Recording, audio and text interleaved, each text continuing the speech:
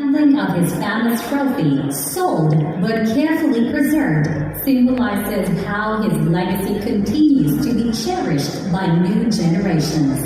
Truly and always respected, famous child icon of Philippine cinema, Nino Mulak.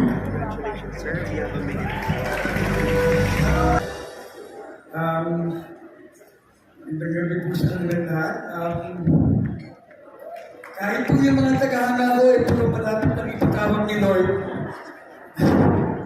Maraming salamat po sa lahat ng tumangkilik at tatakilik pa sa pelikulang Pilipino.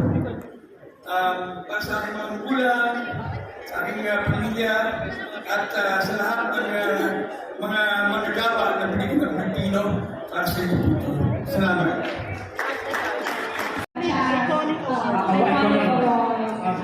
Let's rephrase the question.